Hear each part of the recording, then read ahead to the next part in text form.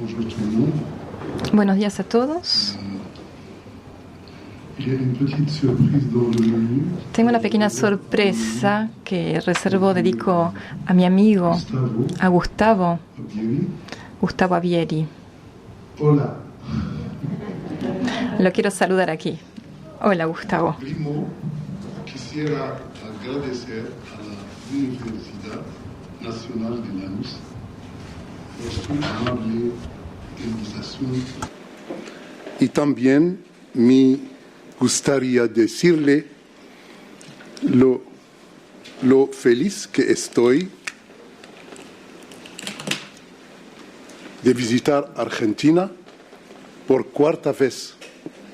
Estoy feliz de estar aquí, en esta hermosa ciudad y en esta importante institución que simboliza la movilización legítima y generosa para las personas más vulnerables.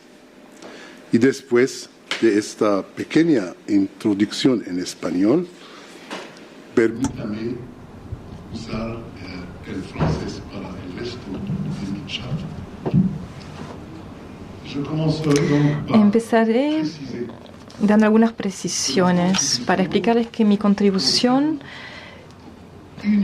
se refiere únicamente a los avances y los desafíos de la justicia penal internacional. La parte que tiene que ver con las desapariciones forzadas va a ser tratada por mis colegas y amigos como Luciano Hassan y mi colega Horacio Ravena. Hassan, que fue durante mucho tiempo uno de los miembros del Comité de Desaparición Forzada, y mi colega Horacio, que es vicepresidente de ese mismo comité.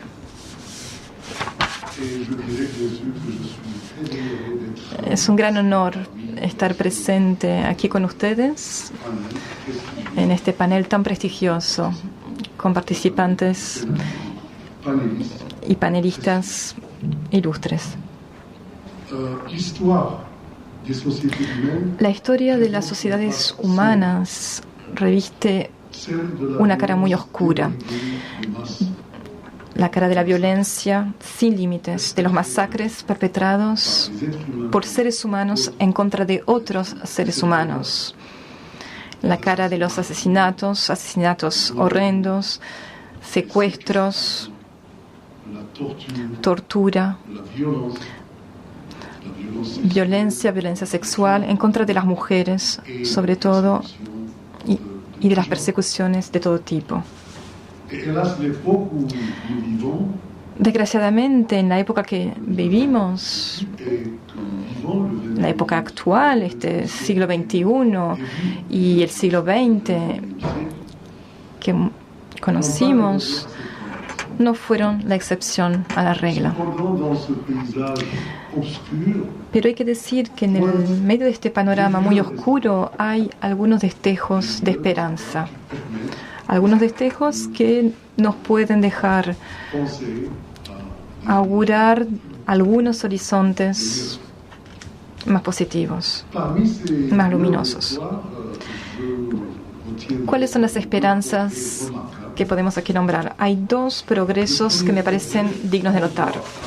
El primero tiene que ver con la elaboración, desde 1943, de todo un arsenal muy sofisticado y muy importante de normativas protectoras en materia de derechos humanos. Podemos citar, por supuesto, las 4 convenciones de Ginebra en materia de derecho internacional humanitario, así como las convenciones en materia de derechos humanos que le siguieron y que fueron inspiradas por la Declaración Universal de los Derechos Humanos. El segundo avance que quiero destacar tiene que ver con la instauración paulatina de un orden jurídico penal de envergadura internacional. Estos progresos se pueden ver a través de la creación de los tribunales penales internacionales. Estas creaciones de jurisdicciones penales internacionales proceden de un ideal de justicia. Es un ideal que se viene a oponer férreamente a la impunidad de los crímenes, que por su dimensión, que por su nivel de horror, vienen a causar un shock en la conciencia de toda la humanidad. Hablo aquí de genocidio, de los crímenes de lesa humanidad y de los crímenes de guerra. Pero hemos realizado pasos de gigantes para poder realizar este proyecto, que es un proyecto muy ambicioso. Lo hicimos, por ejemplo, con la creación de la CPI, la Corte Penal Internacional. Es una tendencia positiva que empezó de una forma esperanzosa, y eso hay que reconocerlo. Estamos todos de acuerdo para decir que los inicios fueron muy buenos, pero parece que hoy en día ese ímpetu tiene dificultad en mantenerse y en seguir avanzando. Hay muchos desafíos que frenan sus progresos y a veces esos obstáculos parecen infranqueables. Esta progresión que se va haciendo a un paso lento, tiene toda una historia por detrás. Una historia que nos puede dar mucho que pensar. No quiero aquí perderme en demasiados detalles históricos, así que voy a tratar de atenerme a algunos puntos históricos como hitos. Recordemos que luego de la Primera Guerra Mundial, los aliados tenían previsto procesar Guillermo II por un tribunal penal internacional. Estaba previsto en el Tratado de Paz de Versalles. Pero el Kaiser alemán, refugiado en Holanda, no pudo ser extraditado y nunca se pudo llevar a cabo su juicio. Luego de este episodio, después de la Segunda Guerra Mundial, tuvo lugar el famoso juicio de Nuremberg, donde los aliados juzgaron, procesaron los responsables nazis. Ese juicio constituye un progreso notable en la historia de la justicia penal internacional. ¿Por qué? Porque los aliados tomaron la decisión de juzgar a sus enemigos derrotados en vez de contentarse con ejecutarlos sin ningún tipo de formalidad. Segundo punto, luego de esta Segunda Guerra Mundial, las Naciones Unidas adoptaron la Convención Internacional sobre la Represión y la Prevención del Genocidio. Esto fue en 1948. El artículo 6 de esta convención tenía contemplada la creación de una jurisdicción penal internacional para juzgar los autores presumidos del genocidio. Una disposición que nunca fue aplicada.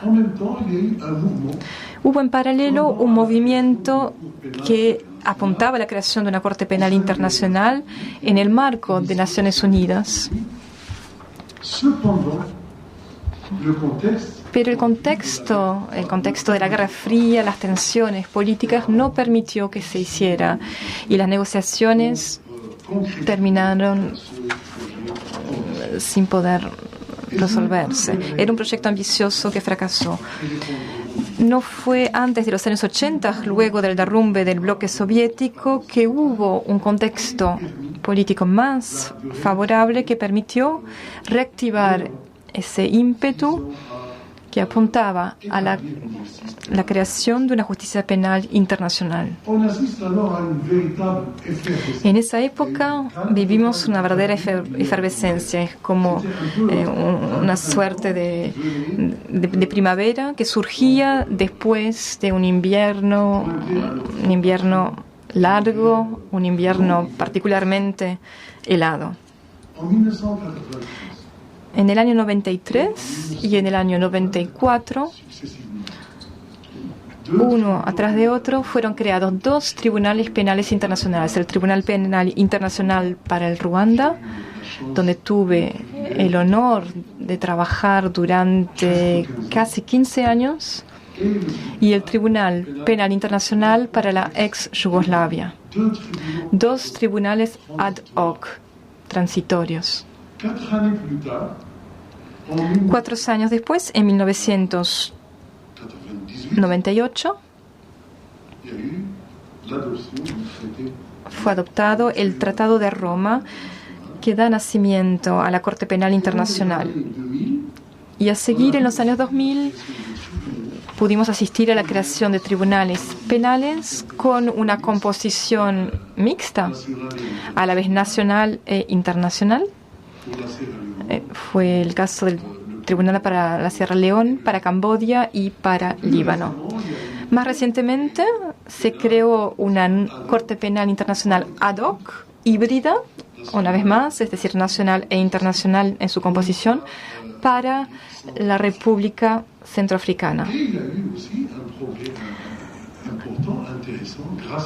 Hubo también otros avances gracias al uso de la competencia universal, como lo hemos podido observar en Senegal, donde un antiguo dictador, el del país vecino Chad, fue juzgado por una cámara compuesta de magistrados africanos basada en el Senegal.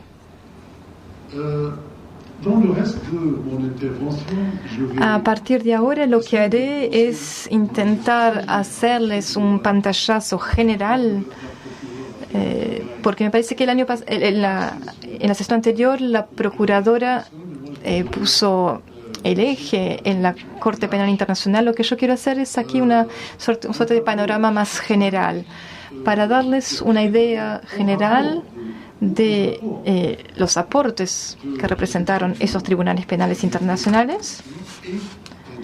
Y luego quiero también subrayar sus límites. Veamos primero los logros, los aportes. Para mí está claro que el hecho que estos tribunales existan es en sí un gran logro de la justicia sobre la injusticia, sobre lo arbitrario. Lo que podemos decir es que el mérito mayor de estos tribunales es simplemente el hecho que existan, cosa que por el pasado no era así. Pero veamos de forma más concreta. Estos tribunales ya pudieron procesar y condenar decenas de responsables de masacres atroces de otros seres humanos, masacres que fueron calificados, tipificados por los jueces como crímenes de lesa humanidad y de crímenes de guerra. El TPIR para Ruanda procesó 93 personas y condenó 62 de ellas. El Tribunal Penal Internacional para la ex Yugoslavia procesó 163 convictos y condenó 90. En el marco mismo de la CPI, ya lo saben, hubo también varios casos que fueron tratados, pero ya lo saben. Lo que sí les puedo decir es que en este momento hay diferentes investigaciones que están siendo llevadas a cabo en la CPI, y algunas de esas investigaciones preliminarias tienen que ver con situaciones particularmente sensibles desde el punto de vista político. Me refiero aquí a las investigaciones abiertas preliminares sobre los crímenes cometidos en los conflictos armados de Afganistán, de Irak, Palestina y Ucrania. Quiero aquí soslayar el hecho de que esos crímenes pueden haber sido cometidos por ciudadanos de nacionalidad israelí, norteamericana, inglesa o rusa. Y esto a pesar del hecho que ni Estados Unidos, ni Rusia, ni Israel son miembros de la CPI. Otro logro de estos tribunales penales internacionales es el siguiente. Durante varias decenas de años, algunas normativas que constituían avances notables para hacer evolucionar el derecho internacional terminaron por nunca ser aplicadas. Pero sabemos que son los tribunales penales internacionales quienes contribuyeron a poner a la luz esas normativas para ponerlas en aplicación. Les doy algunos ejemplos. La Convención de la ONU sobre la represión y la prevención del genocidio, convención adoptada en 1948. Pero tuvimos que esperar medio siglo para que el TPIR pronuncie por primera vez en su existencia una condena por genocidio. Este tipo de condenas luego se volvieron numerosas y hubo también condenas por crímenes contra la humanidad o crímenes de guerra. Me parece fundamental destacar que las personas que han sido condenadas por esos tribunales por haber cometido crímenes de masa hacen parte de un grupo, una categoría de individuos que siempre habían podido gozar plenamente de mucha impunidad. Hablamos aquí de jefes de Estado, jefes de gobierno, ministros, altos responsables militares, hombres políticos.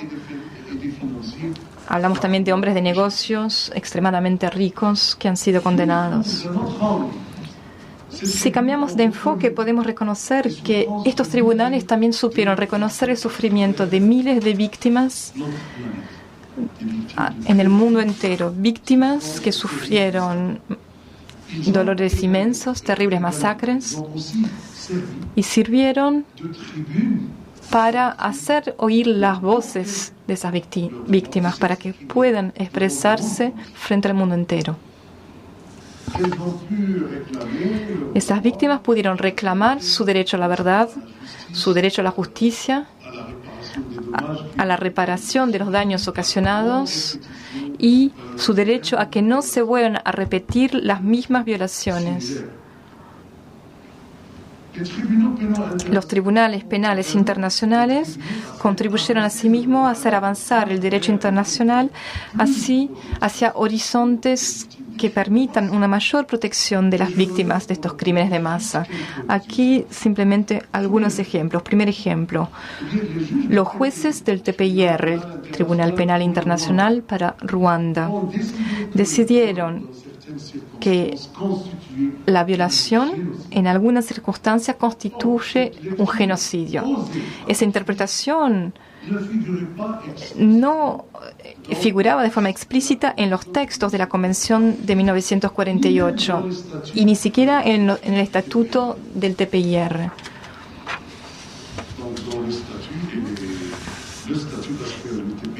El TPIR tiene un solo estatuto, por eso lo digo en singular.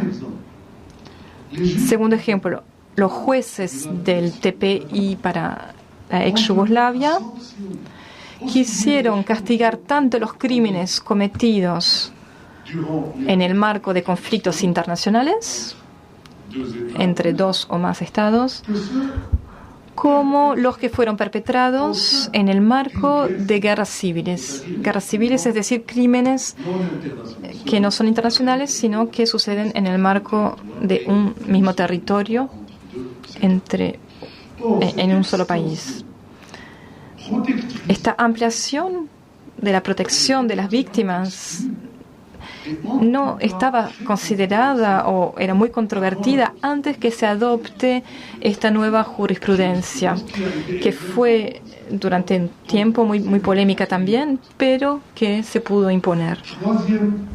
Tercer ejemplo, y Me detendré con estos 3 ejemplos. Gracias a estos tribunales penales internacionales, las violencias sexuales cometidas en contra de mujeres, y hablamos aquí de miles de mujeres, sabemos que en el caso del genocidio de Ruanda, las estimaciones son de 250.000 mujeres víctimas de abusos sexuales. Esos crímenes fueron castigados y fueron reconocidos de forma amplia. Por supuesto que el aporte de los tribunales penales internacionales es lo que podríamos calificar como la parte llena del vaso, la mitad del vaso que está llena, pero miremos ahora la otra mitad. Esa parte representa los grandes desafíos que tiene por delante la justicia penal internacional para seguir su curso. Ahí conviene subrayar 2 evidencias. Primera es que la justicia penal internacional es solamente una parte ínfima del sistema que debería atacarse a la impunidad de esos crímenes de masa, porque la responsabilidad de la lucha contra la impunidad de los crímenes de masa le incumbe en primer lugar a cada estado de nuestro planeta. Los estados tienen el deber de asumir plenamente la parte que les incumbe en esa tarea. No hay que tener esperanzas exageradas de la justicia internacional. Y evidentemente el rol de la justicia internacional es muy importante, pero solamente puede ser subsidiario y simbólico. Es la razón por la cual la competencia de la CPI fue fundada sobre el principio de complementariedad. Este principio, como lo saben, da la primacía a las jurisdicciones de los Estados miembros de la Corte para juzgar a los responsables de los crímenes que caen bajo su competencia. Segunda evidencia.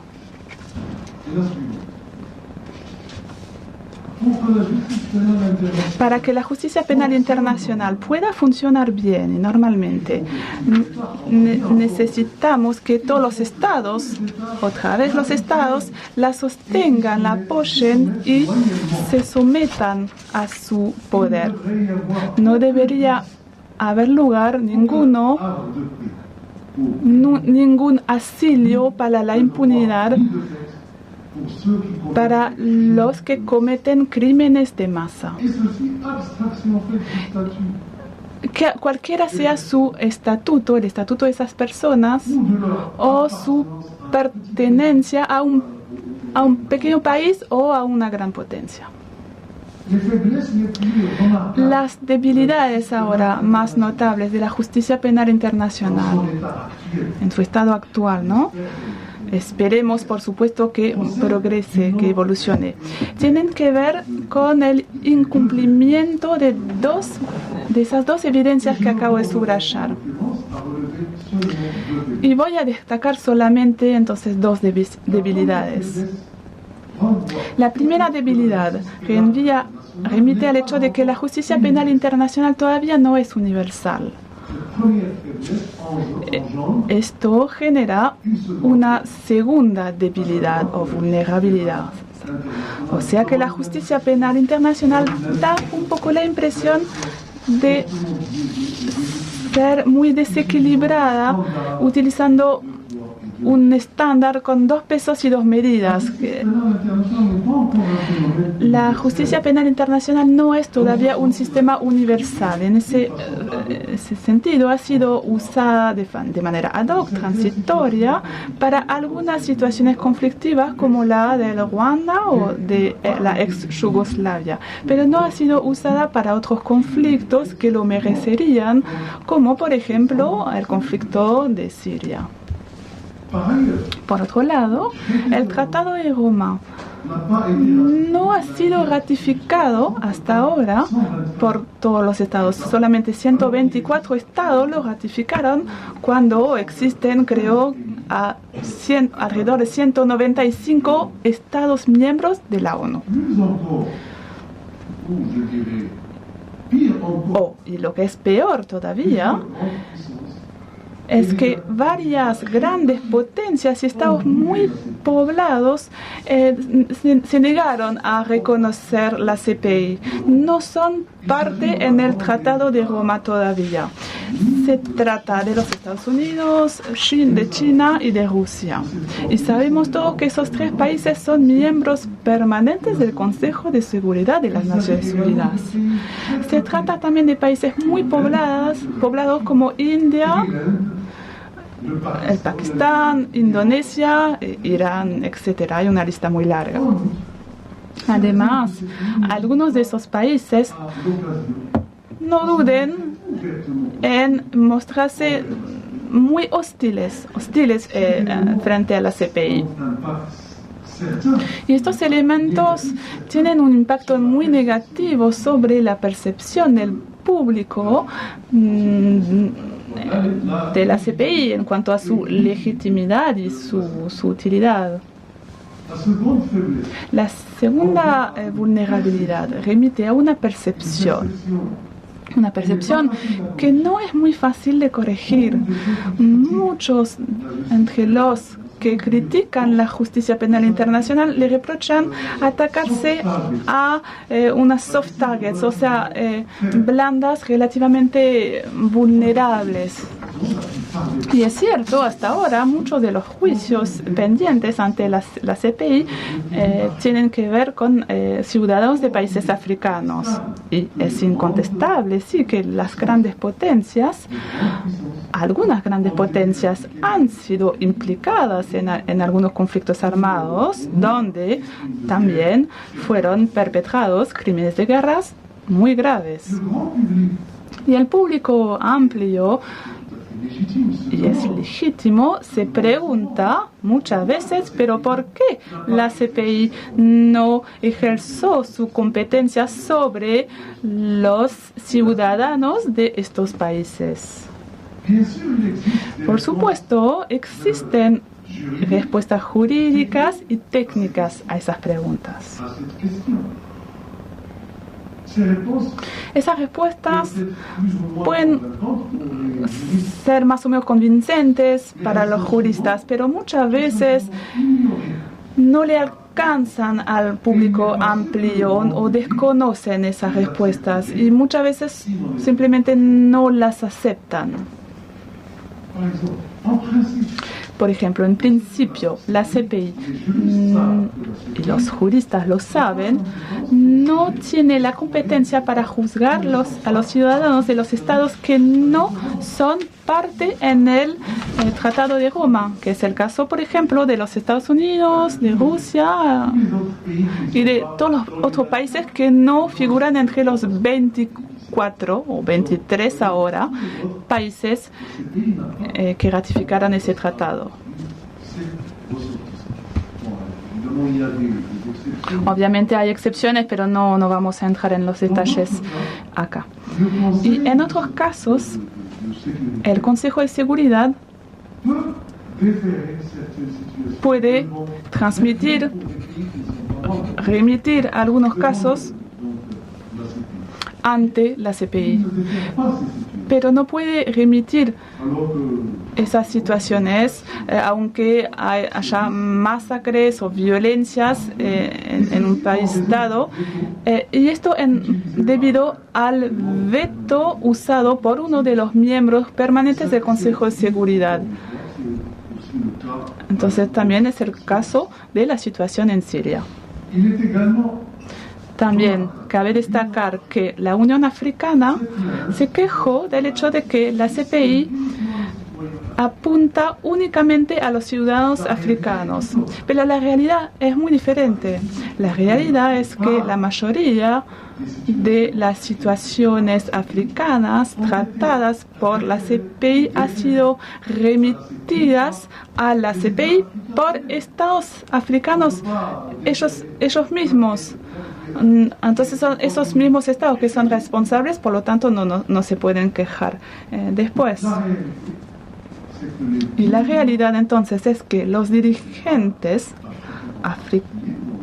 en general y africanos en particular en esta situación están un poco molestos por esa ausencia de inmunidad para los jefes de Estado y para los jefes de gobiernos que eligió definir el Tratado de Roma.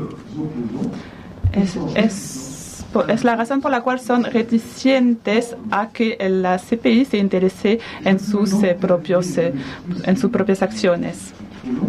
Y terminaré, pido disculpas si he sido un poco largo. Podría terminar esa exposición diciendo entonces que todavía queda mucho esfuerzo que hacer para sensibilizar al público, para informarlo sobre los desafíos que encuentra la justicia penal internacional y que tiene que franquear. Y debemos siempre defender la causa de la universalidad del Tratado de Roma. En esa defensa, el rol que tienen que jugar todas las instancias de la CPI es muy evidente. Lo mismo va para el rol de los juristas progresistas, el rol de los intelectuales y de la sociedad civil en general, en su conjunto. La Corte Penal Internacional debería intensificar sus esfuerzos entonces de sensibilización para explicar al público más amplio las razones de sus límites. Y lo entendemos muy bien. Entonces queda mucho trabajo por hacer para todos los que militan por un mundo mejor y más justo. Les agradezco.